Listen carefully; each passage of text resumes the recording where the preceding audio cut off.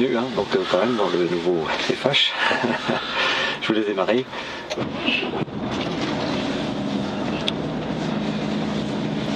Concernant les fonctions du nouveau FH, donc là on vient de voir le volant, le siège et autres. Donc là on a ici toutes les informations au tableau de bord. Hein. D'accord. Donc alors hop, donc on navigue par exemple comme là, tachygraphe, le conducteur peut à tout moment connaître ses temps de conduite, temps de repos, etc. Ah, son temps de travail sur la journée. Voilà, hein, en fait il n'a pas besoin de lever les yeux là-haut, simplement là, avec son petit pouce, hop, il bouge donc tout ça, escape, donc alors après on a plein d'indicateurs bien sûr, hein, là, les consommations, autres. Hein. Comme nous avions sur les anciens, hein, mais sauf que bon, c'est plus ergonomique bien sûr. Au niveau utilisation. D'accord. Voilà. De l'autre côté, nous avons donc les cruise control, donc les régulateurs de vitesse, avec des interdistances, etc. Nous avons en même temps les réglages. Donc on a 3 niveaux.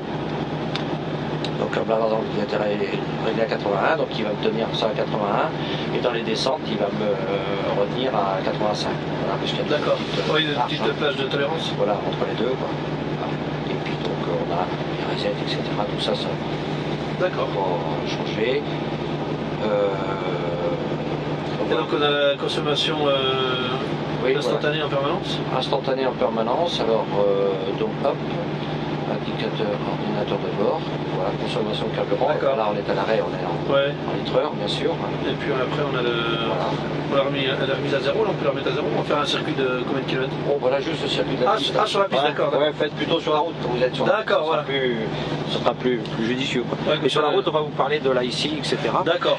Et donc là on a l'aéroil, on va pouvoir l'utiliser sur ici sur la piste déjà. D'accord. Donc voilà, donc dès que vous êtes prêt, on peut y aller. Ce que vous avez peut-être remarqué, c'est la visibilité.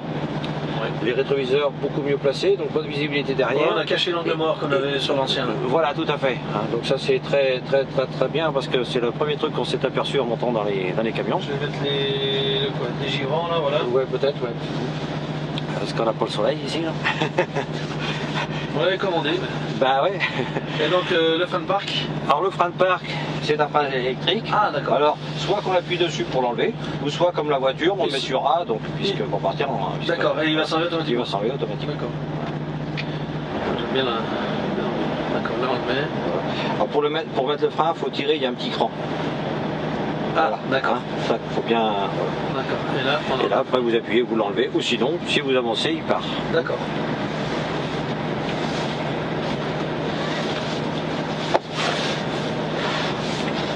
Alors on a une bonne visibilité, puis bon, on va voir après sur le circuit tout en roulant. Là, on peut les feux peut-être, ils y sont? Oui, non, c'est bon, c'est d'accord. Donc là, on suit les véhicules, bon, on va le laisser prendre un peu de distance. Voilà, c'est bon, hop, on peut y aller.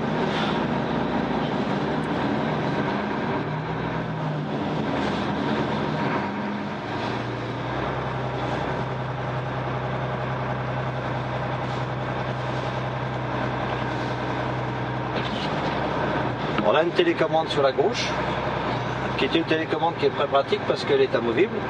On peut l'avoir dans la poche si vous voulez régler les suspensions, quand vous êtes à quai ou autre, ou si vous suivez les équipements que vous pouvez avoir. Voilà. Vous n'avez plus besoin de revenir, voilà, sans fil. Hein. Voilà, donc vous n'avez plus besoin de revenir, retourner, etc. Monter, descendre de camion à chaque fois qu'on venait, vous savez, pour régler les suspensions, bah là on n'a plus besoin, on peut le faire là-bas. D'accord. Voilà. Vous pouvez mettre dessus des équipements et autres. Hein. On retrouve des informations. Vous pouvez démarrer le camion, l'arrêter aussi à distance. D'accord. Voilà. C'est très utile. Et puis, ben, si vous l'oubliez sur une palette ou quelque chose, ben, quand vous allez repartir, il va vous dire tiens, vous avez oublié la télécommande. Voilà. D'accord. Hein. Ah oui. Voilà. Sur un quai, par exemple. Voilà. Ce véhicule est équipé de l'IFS, donc ce sont les roues indépendantes. Donc suspension intégrale, bien sûr pneumatique. On va rouler un peu sur les vibreurs, là sur la gauche. À gauche. Voilà. Vous avez vu, on vient de lâcher la pédale d'accélérateur. Oui. Du coup, on se retrouve en iron, puisqu'on a un faux plat descendant. Là, donc on est à une consommation mini. Moi, j'ai cette fonction sur certains de mes véhicules. Ouais. Et puis ben, là, vous pouvez appuyer, voilà, descendez-le. Attention parce que voilà. En fait, le commodo a été changé. Ouais. On a en haut en étant donc en automatique, high roll où on se mettra sur la CC comme ça, à droite, là. à droite, ouais. Hein. Et ensuite le deuxième cran c'est 0 et après 1, 2, 3. D'accord. Et au bout du Komodo c'est le break où là on a un ralentissement beaucoup plus élevé. D'accord. Voilà. Alors qu'avant on avait 0 et puis ça se faisait à suivre quoi. Et là on est chargé là? Oui on est chargé, ouais, on a pour moins de 40 tonnes si on les a. C'est où là? À droite? À droite, à droite, à droite. Là on va pouvoir tester le ralentisseur, le VEB en descendant. Hein. Alors c'est vrai que c'est pas comme sur la route parce qu'on n'a pas beaucoup de distance, on va pas très vite.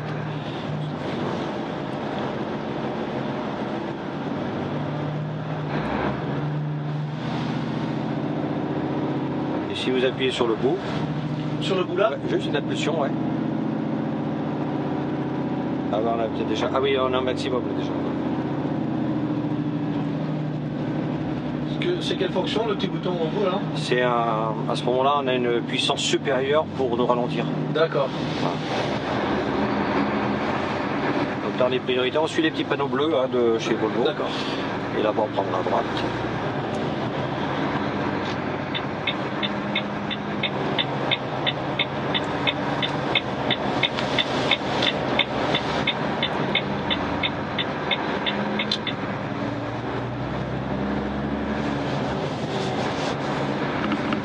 Une cabine plus grande, visibilité plus spacieuse, voilà, plus spacieuse, visibilité plus importante, grâce aux équipements. Alors là, on va tourner à gauche. Hein. Grâce aux équipements, la technologie, on va pouvoir améliorer le poste conduite, puisque vous verrez sur la route, on va vous parler de l'IC qui mémorise les conduites, les parcours. Ah, donc vous serez bien à droite parce qu'on ratisse un peu à gauche. Je pense qu'à la fin du mois, on aura fait une tranchée là à gauche. Super. Et là, si vous remettez sur position 1, vous allez voir, dans très peu de temps, on va se retrouver en high roll aussitôt qu'on aura lâché le pied de l'accélérateur.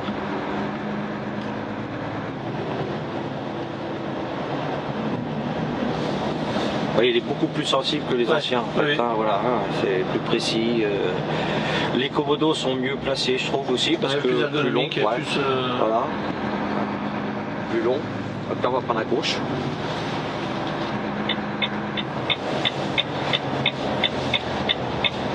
Donc, c'est vrai que là, on peut pas beaucoup s'apercevoir de l'effet de l'IFS quand on prend à gauche.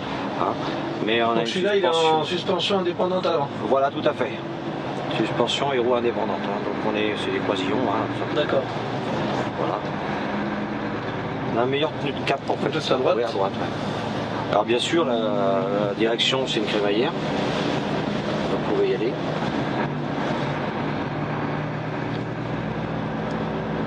C'est confortable. Hein. Silencieux. Silencieux. Si vous voulez, on peut faire un petit démarrage en côte. Ah oui, pourquoi pas. Hein, pas mal là.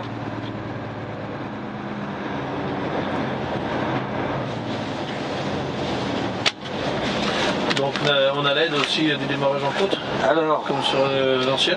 Manque de chance, on nous l'a volé cette nuit. Il y a quelqu'un qui est parti de faire le bouton, la commande. Alors, donc on a de la chance. Là on est bien embêté.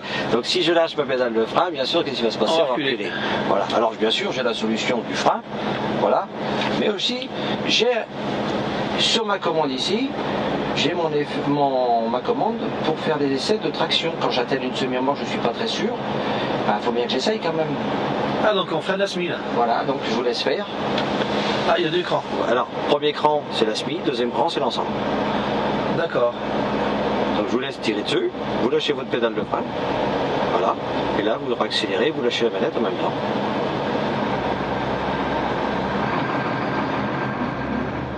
Ah oui. Ah la fonction est. Voilà. La fonction est. Donc en fait, bon là ce véhicule là parce qu'on a un temps limité sur l'autre. Oui tout à fait, ouais. Bon, ce que je voulais vous montrer par ce biais-là, c'est le gars qui veut partir le matin, mais il n'est pas sûr si le collègue a bien accroché la SMI ou quelque chose. Il peut faire un essai de traction. Il peut faire un essai de traction sans aller faire autre chose, quoi. Voilà. Donc là, démarrage en côte, on peut se contenter de freiner que la SMI. Oui, tout à fait.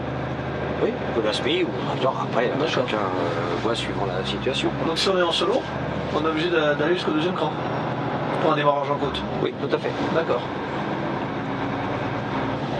Alors, bien sûr, c'est l'aide à la démarrage en côte Oui, bien avec sûr. l'interrupteur est très pratique et beaucoup plus pratique, c'est évident. Mais je veux dire que cette fonction qu'on avait avec la poignée de frein dans le temps, ben, on l'a toujours. D'accord. Donc là, on prend à droite. Et donc là, sur la fonction 0, on n'a rien. Hein. Non, on n'a rien. Et fonction A, c'est là qu'on a L'aérole, ouais. l'aérole. Voilà. Et là, si vous laissez sur l'aérole, par exemple, voilà. Ici, il appuie dessus. Ah, d'accord. Hop. Et là, je prends à gauche. Hein. Ouais, à gauche, ouais. Ah, d'accord. Voilà. On n'est pas obligé de Non, mettre sur position voilà, 1, on 2, peut 3. redonner un coup pour pouvoir. Donc on va essayer de passer entre l'infant mouvant, à moins que je puisse passer derrière. Non, on peut passer derrière, c'est super. Voilà, on passe à gauche pour en fait terminer à côté de la caméra. Là-bas. D'accord.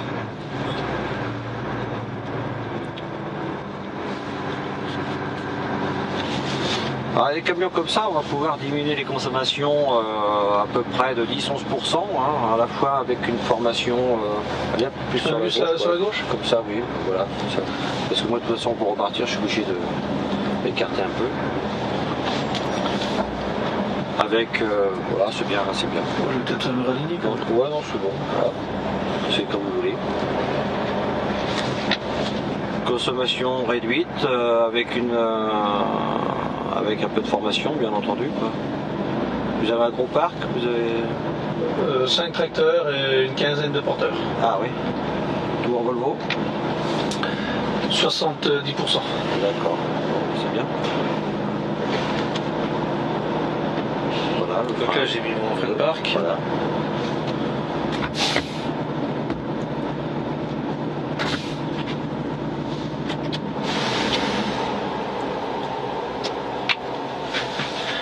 D'accord.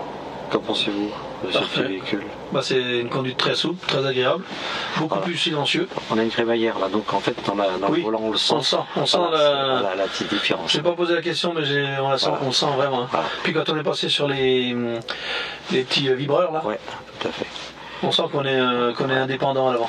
Je pense que sur les porteurs, au départ, ça doit pas mal. Sur le tracteur, je ne sais pas, à terme, mais ce sera effectivement bien. Mais sur des porteurs, ça peut être intéressant du fait de la suspension aussi intégrale. Intégrale, hein, bien sûr. Hein. Ouais. Non, sinon, c'est très confortable. La cabine est beaucoup plus spacieuse. Beaucoup plus de visibilité, surtout sur les côtés. Là, je vois, sur la portière conducteur, on a caché beaucoup d'angles morts. Tout à fait, tout à fait. Le fait d'avoir avancé les rétroviseurs, c'était une bonne idée. C'était un petit peu le reproche sur l'ancien.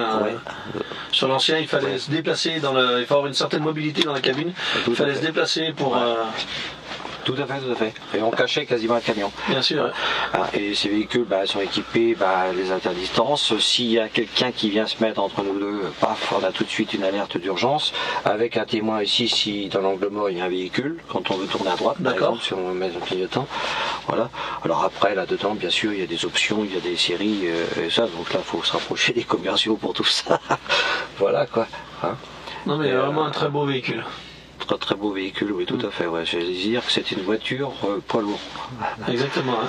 Je vous conseille, moi, c'est d'aller faire un tour dans la cabine plate, c'est-à-dire la cabine de base. D'accord. Vous allez être surpris de l'espace. Ah oui. Ouais, vous allez être surpris de l'espace. Là, celle-ci, on est habitué au globe, bien sûr, un volume plus important que dans le passé. Mais pour des activités régionales, c'est un véhicule qui est pas mal. Alors, ça surprend tout le monde, l'espace de cette cabine. Voilà, et bien écoutez, je vous remercie. Merci bien. Je vous souhaite une bonne journée, n'oubliez pas votre blouson. Ouais. Et puis je crois que la petite demoiselle a d'autres questions à vous poser. Elle est très charmante.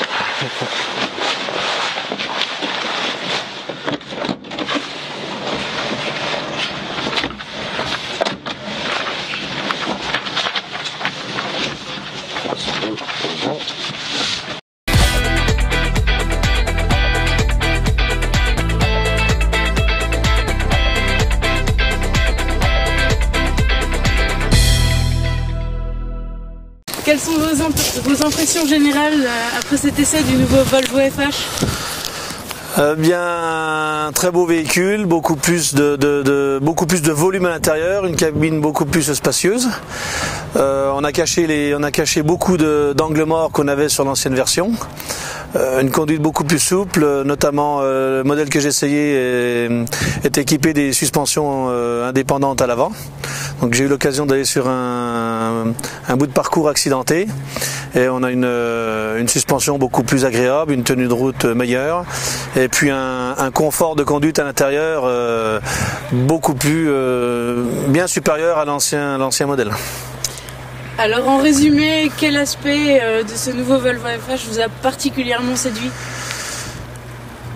La finition, dans un premier temps, la finition extérieure, l'approche au premier coup d'œil, la ligne extérieure a été, on sent qu'il y a une recherche très soignée, et puis tout l'équipement intérieur, la qualité des matériaux intérieurs, les cuirs, les sièges, le design, voilà. D'accord, on va très bien, je vous remercie. De rien, merci.